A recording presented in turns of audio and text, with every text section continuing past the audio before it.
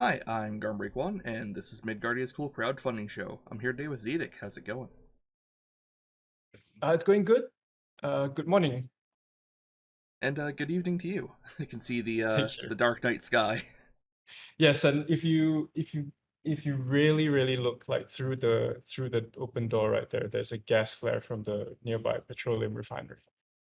Nice. I also live out in gas refining area, so it's a familiar sight to me. Yeah. So you're here today to tell us about Reach of the Roach Gods. Why don't you tell us a little bit about that? So like so I'm Zedeck, and I work with a visual artist whose name is Mankao, and together for the last 4 years we've been working on a zine project called A Thousand Islands. It's basically a sort of porous fantasy setting that's inspired by uh, the material cultures, myth histories, and lived realities of Southeast Asia. Um, and yeah, for the last 4 years, we've been putting out these sort of zine-sized gazetteers. So they describe a geography, an island or a city or a village or a town or like a mountain range, a mountain pass. Um, and yeah, so the people, the culture, the uh, who you might find there, what it's like to visit, what are some of the more like sort of interesting cosmologies, um, things like that. And Reach of the Roach God is our first Kickstarter sort of campaign for what is basically our first book length work for A Thousand Islands. And this will be a adventure book, basically. We've never done adventures. So generally, A Thousand Islands has been gazetteers and system neutral. So we know that people uh, use so many different systems to play in those settings, from like standard D&D 5th edition to like stuff like Fall of Magic. Um, so yeah, and this is a book that is our attempt at writing a fully fledged and fully designed adventure, uh, or I would more accurately say like collection of adventures, in that sort of same system neutral way, with and of course the book is inspired by uh, the sort of like massive cave complexes that are found throughout Southeast Asia. Uh, and yeah, and this sort of roaches in those caves. That sounds horrifying. Yeah, both Mankao, like everybody on the team, uh, on the project is basically deathly afraid of roaches. And I don't know why. I think we sort of fell into, because we started being like, oh, like caves are really cool, and we've had some interesting caving experiences. So it's like, let's make a book out of this. Um, and I think and how it works is that we both sort of explore on our own, and then uh, Makao sends me a bunch of images, and I think he just tacked really hard into the stuff he hated. Uh, yeah, And and yeah, and caves are like the classic RPG setting. Like, exactly. So like when we were talking about this, it's like, oh, so I basically told him this is basically our underdog project. Um, and yeah, so it'll be three sort of starting adventures that are sort of interlinked and sort of push you underground. So it's kind of like a campaign book in that sense. right. So yeah, you could, if you're playing in the thousand islands as is right now, you could, grab this and shove your players into horrible roach caves. Yes. Yeah. So essentially, that's what the book is. I hope that was concise enough of like a pitch. Oh, But yeah, absolutely.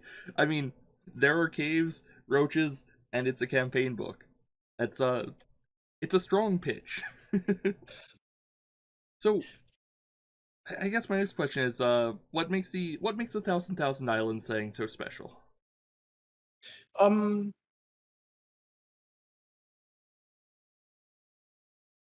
It's a hard one, I know. yeah, it is hard because I kind of not know where to start. Uh, and I guess a way to talk about it is to talk about its sort of like evolution over time. So Mankao is a, a an illustrator and visual artist, and this Thousand Islands began as a research project um, that basically had no relation to tabletop role playing games at all. Uh, so where it began was that both Mankao and I are from Malaysia, uh, and he started this because uh, it was from a point of frustration, because at the time his observation was that the sort of imaginative sort of fantasy like ideas that were purportedly inspired by Southeast Asia um, were really narratives that are kind of Western and or sort of uh, East Asian wuxia tropes, but with the costuming of Southeast Asia. So instead of having a knight in plate armor, you have a barefoot warrior with a kris. Or like instead of having like a Shaolin monk, it's the same, like so the costume is different, but the underlying structure is still a either Occidental or Oriental sort of skeleton. So in all those cases, he felt this sense that again, it's not an imagination that centers Southeast Asia. Uh, so he wanted to look at um, this. It began as a research into material culture. So if you look at the drawings that are part of our project now, a lot of the characters and a lot of the imagery has a great detail in sort of architecture and sort of like sculpture of the region. So things like masks, textiles, which are a relevant deal in this region. Sort of the patterning and the motifs. Um, yeah, so he really wanted to explore the the the breadth of imagery from this region, which he felt and I felt and I agreed. That's why we sort of like came together. That there was, I mean, the reason why we ourselves as people here living here find it hard to imagine beyond the Western narrative tropes, plus those iconic images of the the wavy dagger, the kris, and the dashing Malay warrior with like the bare chest and the vest, is because both the narrative, the monomyth of the West, and this singular sort of nationalistic um, image of the dashing warrior comes from post-colonial nationalism. Uh, in the sense that to have a sort of identity that can face the sort of the West, we need a sort of imagined identity. So there is a Malay warrior, just like there is a sort of Indonesian warrior that's like sort of like textbook sort of uh, this is this is a Thai warrior, this is a Indonesian warrior, this is a Malaysian warrior, this is what a textbook Filipino sort of uh, historical like fighting the conquistadors looks like. Whereas all these categories were not uh, what was really there in that time, and shouldn't be what we use, because they're kind of boring looking, because Right. there's everything, like this sort of breadth of history and culture and sort of experience and imagination is collapsed down into the single nationalist figure. Which itself only really exists in contrast to like a colonial figure in many cases, right? Yeah, so like a sort of like a imagined proto nationalist past, because like the there were many sort of polities in the sort of region that is now Malaysia, like many different sultanates and kingdoms. But in school, I was only taught about one really, which was the Malacca Sultanate and its textbook thing of like the Tengkolok, which is uh the sort of fabric, it's like hat and the keris. And it was only this because it upheld the what is now sort of a Malay ethno-nationalist identity.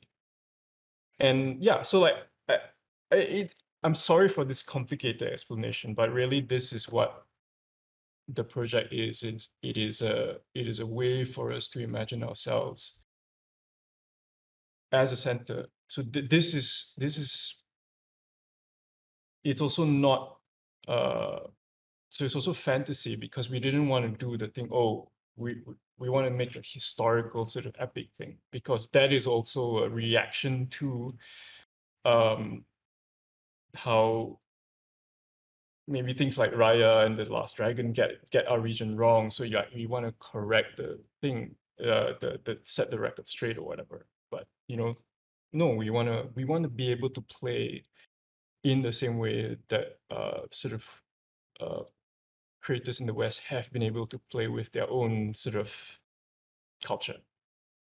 Right. Uh, and you apologize for the explanation, but I think it's a really good one. It's sort of viewing Southeast Asia beyond like the 20th century nationalist myth making. That Yeah, or about or yeah.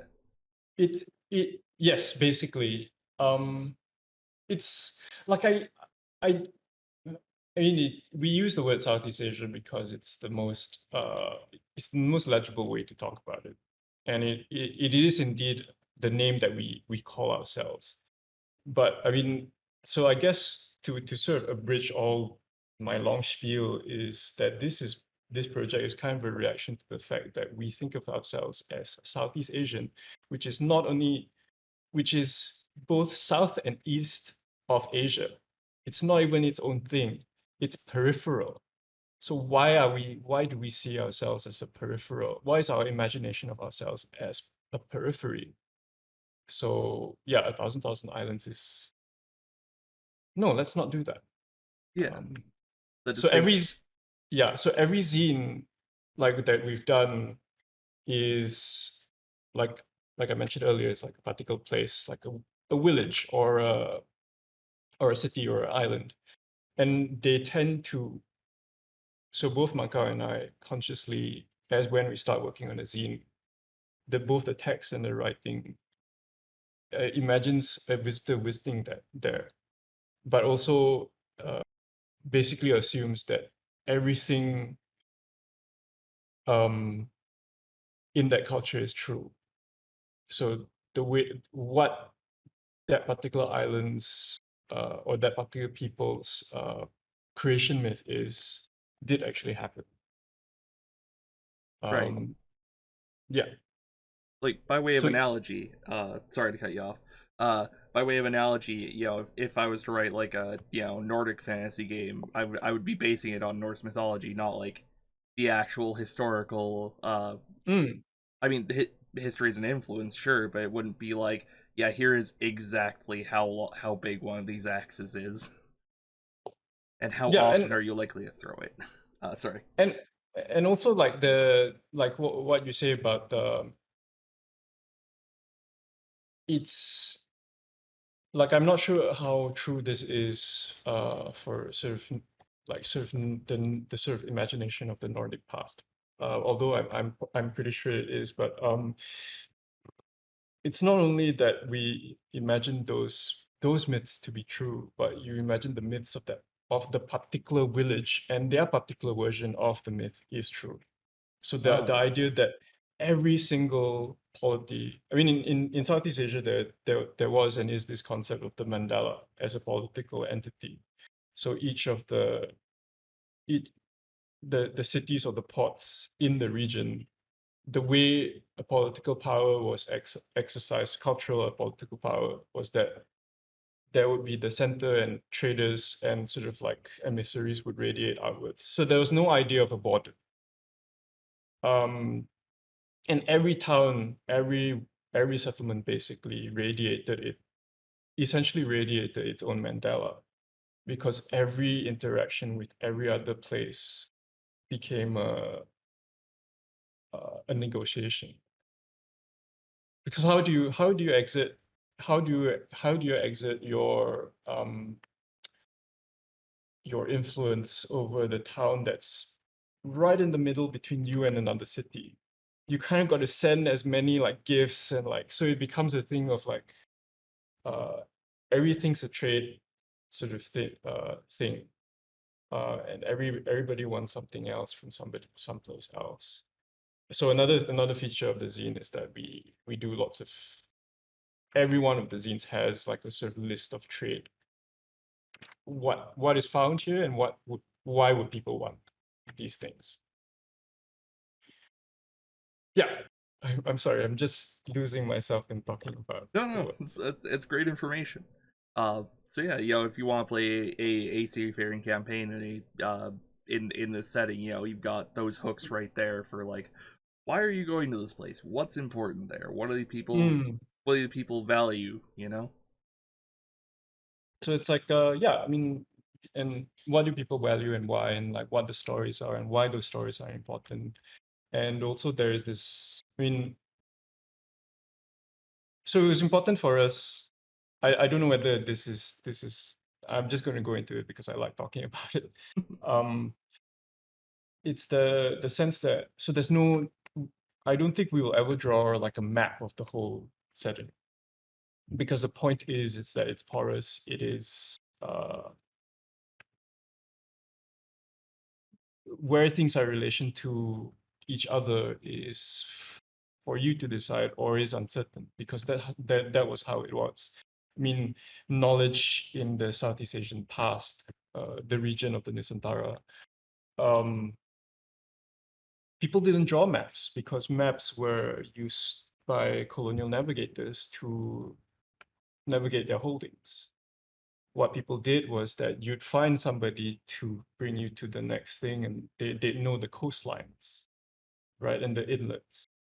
And they'll know the particular reefs and like when do you sail this to this to this point in time. So it's like all this local geographical knowledge. So I guess we wanted to sort of emulate that by keeping things like yeah, to get from one zine to another, you got to ask somebody who knows how to get there.